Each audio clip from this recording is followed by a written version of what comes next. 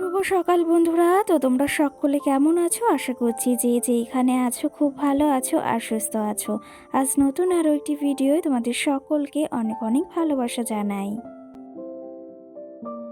আজকে হলো শনিবার আর এখন কিন্তু ঘড়ি কাঁটাতেই ওই সময় হয়েছে সকাল 6টা। তো আজকের ব্লগটি আমি সকাল 6টা থেকেই শুরু করছি তোমাদেরকে সাথে নিয়ে। আশা করি আজকের ব্লগটি তোমাদের খুব ভালো লাগবে, তো চলো দেখতে থাকো। জানো তো, যদিও আজকে সকালে ঘুম থেকে উঠেছি ওই 5:30টার সময়, আর ওই যে কিছু এডিটিংয়ের কাজ বাকি ছিল সেগুলো না বিছনায় বসে একটু সেরেছি, আর তারপরে এই যে বেরিয়ে পড়েছি। আর আজকে না বেশ সকালে কিন্তু একটু ঠান্ডা ঠান্ডা ওয়েদারও রয়েছে, আর সঙ্গে এই যে কিছু জামা কাপড় ছিল তোমাদের দাদা ভাইয়ের, সেগুলোকে না ভিজিয়ে দিলাম। এই যে বেশ কয়েকটা দিন ধরে যেহেতু বৃষ্টিও হচ্ছে, মেঘলা মেঘলা ওয়েদার, আর তেমন করে না জামা কাপড়গুলো ধোয়াই হচ্ছে না। ওই যে মামুমের টুকিটাকি যে জামা কাপড়গুলো, ওগুলো তো রোজই ধুতে হবে, তাই না? তো সেক্ষেত্রে ওই যে তোমাদের দাদা ভাইয়ের আর মামুমের জামা কাপড়গুলো না এদিকে ভিজিয়ে রেখে এসেছি। এই যে তারপরেই চলে এসেছি কলে, আর কালকে কিছু রাত্রে থালা বাসন ছিল যেগুলো রাত্রে ওই যে খাওয়া হয়েছিল, সেগুলো যদিও রাত্রে ওই যে ধোয়া হয়নি, তো সেগুলোকে সকাল সকাল বের করে এখন এই যে পরিষ্কার করে ধুয়ে নেব। আর ওই যে যেহেতু আমরা বাড়িতে এখন দুজন মানুষ, তেমন একটা কিন্তু থালা বাসন হয় না। আর ওই যে রান্না করার সময়টা না আমি থালা বাসন না টুকটুক করে যেগুলো এক্সট্রা হয় সেগুলো না ধুয়ে ফেলি, তাহলে না ওই যে একবারে না অনেকটা থালা বাসন ধুতেও হয় না, কি জানো তো, ওই যে একবারে দেখবা অনেক থালা বাসন ধুতে না প্রচণ্ডই কষ্ট হয়ে যায়। এই ক্ষেত্রে ওই যে রান্নার ফাঁকে ফাঁকেই কিন্তু থালা বাসনগুলোকে ধুয়ে নিয়ে আসি মাঝে মাঝে, আর তাতে না বাসনগুলো অনেকটাই কম হয় আর খাটনিটাও অনেকটা কম হয়।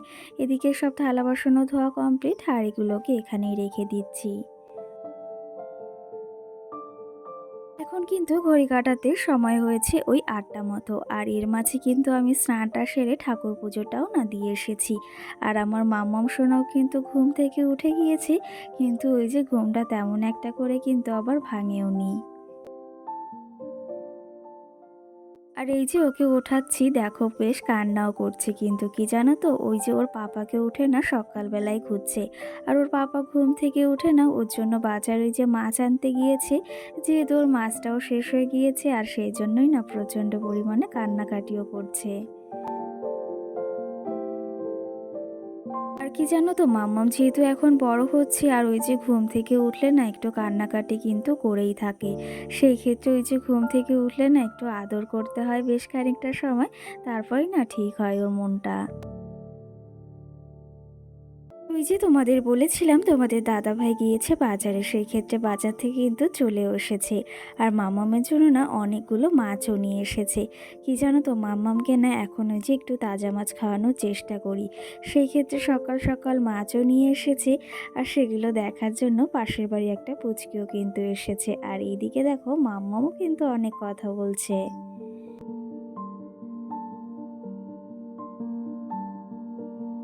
আর কি জানো তো, তোমাদের দাদাভাইকে না কালকেই বলেছিলাম যে এই কাটা পাউরুটিগুলোকে আনতে।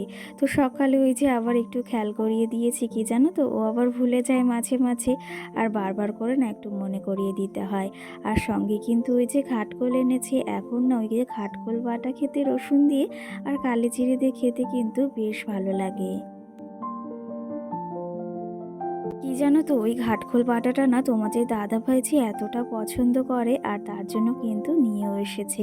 সত্যি কথা বলতে, ওই যে আমাদের যে জিনিসগুলো বেশ পছন্দ হয় সেই জিনিসগুলোই কিন্তু আমরা সবসময় আনার চেষ্টা করি। সেই ক্ষেত্রে তোমাদের দাদাভাই আজকে বাজারেও বেশ টাটকা ঘাটখোল পেয়েছে, আর নিয়েও কিন্তু এসেছে বাড়িতে। ওইদিকে মাম্মাম রয়েছে তোমাদের দাদা ভাইয়ের কাছে, আর তোমাদের দাদা ভাই আবার কাজেও যাবে। সেই ক্ষেত্রে ভাবলাম বিছনাটাও চটজলদি উঠিয়ে নিই। আর এই পাশে ওই যে পেন্টিংটা করেছি, কেমন হয়েছে কিন্তু অবশ্যই অবশ্যই কমেন্ট করে জানিও। জানো তো, ভেবেছি জানলার এই সাইডটাতেও না একটু ডিজাইন করব, কিন্তু ওই যে সময় না হলে না এটা আবার হয়ে ওঠে না। কালকে না অনেক তাড়াতাড়ি করেছি, সেই ক্ষেত্রে একটু এলোমেলো হয়েই গিয়েছে।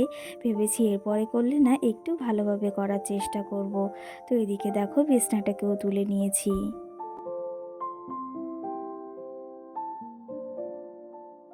এই যে তারপরেই চলে এসেছি না রান্নাঘরে। এখন একটু ওই যে কফি বানিয়ে নেব। কি জানো তো পরপর ৩টে দিন ওই যে কফি খাওয়া হচ্ছে। ভেবেছি এরপর থেকে একটু চাও খাবো। কি জানো তো ওই যে রোজ দিন আবার কফি খেলে না একটু সমস্যাও হতে পারে গ্যাসের। আর তার জন্যই না ভেবেছি আজকের দিনটা খাবো, আর তারপর থেকে কিন্তু বেশ কটা দিন একটু বাদও দেবো। আর ওই যে তোমাদের দাদাভাই যেহেতু কাটা পাউরুটি এনেছে সেটা দিয়ে একটু ডিম টোস্ট করবো। আমার না ভীষণই ভালো লাগে। তো সেই ক্ষেত্রে সকালে আজকে আর রান্নার তাড়াটাও নেই। কি জানো তো ওই যে ভাত আর সঙ্গে একটু ইঁচড়ও রয়েছে। ভেবেছি এটা খেয়ে তারপরে ভাতটা খেয়েই রান্নাটা বসাবো আবার দুপুরের। এদিকে কিন্তু কফিটা পুরোপুরি রেডি হয়ে গেছে, আর এদিকে না একটা ডিম দিয়েই ডিম টোস্ট বানাচ্ছি যেটুকুই হয়, আর ৩টে এই যে রুটি নিয়েছি। তো চলো তবে এগুলো হয়ে গেছে, এখন নামিয়ে নিই আর সঙ্গে কফি দিয়ে না এখন খেয়ে নেব। আর তোমাদের দাদাভাই তো সকালে ওই যে বলল রুটি খেয়ে নেবে, তার জন্য না রান্নার তাড়াটাও নেই। তোমাদের দাদাভাই যদিও যে সকালে খায় না তাহলে রান্নার তাড়াটা একটু বেশিই থাকে। আর ওই যে যখন ভাই ছিল না তখনও কিন্তু সকাল সকালই রান্নাটা সারতাম। কিন্তু ওই যে একার জন্য না সত্যি কথা বলতে রান্নাটা সকালে করতেও ইচ্ছা হয় না। এদিকে না ডিম টোস্ট আর ওই যে ওইদিকে কফিটা খেয়ে সোজা চলে এসেছি কটা ডাঁটা তুলতে। এখানে না প্রচুর পরিমাণে সবজি হয়েছে, তো সেগুলো তোমাদের সঙ্গে একদিন নয় শেয়ার করব। আর তারপরেই দেখো কি পরিমাণে বৃষ্টিও নেমেছে, আর সঙ্গে কিন্তু আর একটা কাণ্ডও ঘটেছে। কাণ্ডটা কি জানো তো ওই যে না গ্যাসটা জ্বালাতে গিয়ে কিছুটা ওই যে জ্বালিয়েছি, তো তারপরেই না গ্যাসটা একদম শেষ হয়ে গেছিল। আর কয়েকটা দিন ধরে ভাবছিলাম কখন যে গ্যাসটা ফুরিয়ে যাবে, সেটার জন্য কিন্তু বেশ ভয়েও ছিলাম। আর সেই ক্ষেত্রে না আজকে ওই যে গ্যাসটাও আবার ফুরিয়ে গেছে। ওই যে যেহেতু বাইরে বৃষ্টি হচ্ছে সেহেতু তোমাদের দাদাভাইকে না ফোন করেছিলাম, আর তোমাদের দাদাভাই যেহেতু কাজে গিয়েছে সেহেতু না বেরোতেও পারছে না আর গ্যাসটা আনতে যেতেও পারছে না যতক্ষণ ওই যে বৃষ্টি না শেষ হচ্ছে। এই জন্যই ভাবলাম হাতে একটু সময় রয়েছে, ঘরের এই কাজগুলোকে না টুকটুক করে সেরে ফেলে একটু মোছামুছিও করে নেব। আর কি জানো তো অনেক জামা কাপড় না জমা হয়ে রয়েছে চেয়ারে, তো সেগুলোকেও টুকটুক করে ভাঁজ করে নেব। প্রতিদিনের মতনও আজও তোমাদের এই কথাটি বলবো, যদি তোমাদের আমার ভিডিওগুলো ভালো লেগে থাকে তাহলে অবশ্যই লাইক কমেন্ট করে আমার পাশে থেকো। আর যদি আমার চ্যানেলটিকে সাবস্ক্রাইব করতে ইচ্ছা হয় অবশ্যই সাবস্ক্রাইব করে পাশে থাকা বেল আইকনটিও প্রেস করে দিও।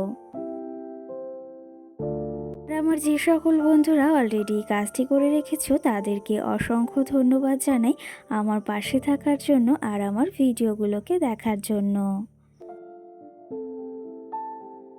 এইদিকে ওই যে শোকেসটাকেও একটু গুছিয়ে নিয়েছি আর আলমারিটাকেও না একটু মুছে নিয়েছি।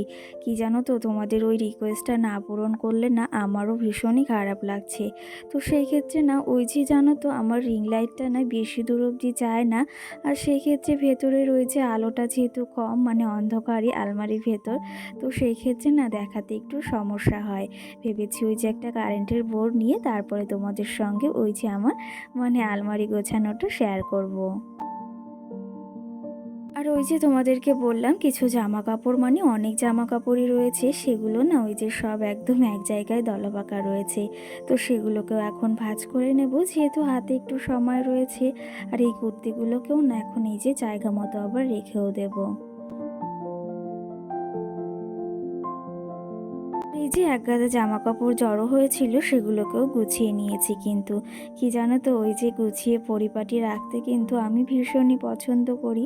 আর সত্যি কথা বলতে আমার এই কুঁড়ে ঘরটাকে আমি যতটা সুন্দর করে গুছিয়ে রাখার চেষ্টা করি না সব সময়, যদি আমার একটা ওই যে সুন্দর একটা ঘর হতো দালান ঘর, তো সেটাকে যে আমি কত সুন্দর করে রাখতাম সেটা না আমি শুধু মাঝে মাঝে ভেবেই কিন্তু কল্পনা করি। কি জানো তো ওই যে একটা কথা আছে কিন্তু ঘরণীদের ঘর থাকে না, যেমন অবস্থা হয়েছে আমার। সত্যি কথা বলতে ওই যে এত সুন্দর করে পরিপাটি করে রাখি না, মাঝে মাঝে না ভীষণই খারাপ লাগে যে আমার যদি এই যে সুন্দর একটা ঘর থাকতো, সেটাকে না পুরো রাজপ্রাসাদের মতো করে সাজিয়ে রাখতাম।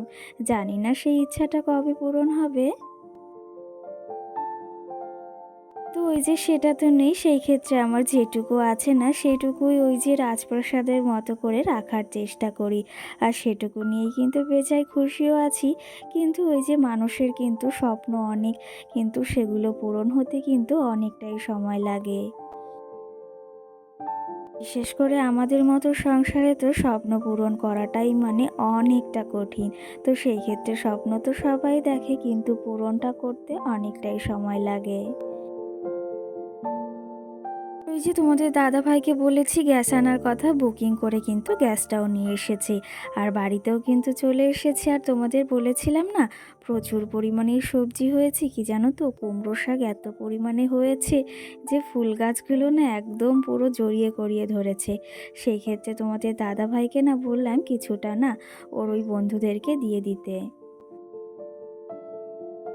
এর মাঝে না রান্নাটাকেও বসিয়ে দিয়ে এসেছি, আর তোমাদের দাদাভাই শাক কাটছে সেগুলো না দেখতে এসেছি। আরও কিছুটা শাক আগে কেটে ওই যে শ্বশুরবাড়িতেও দিয়ে এসেছি।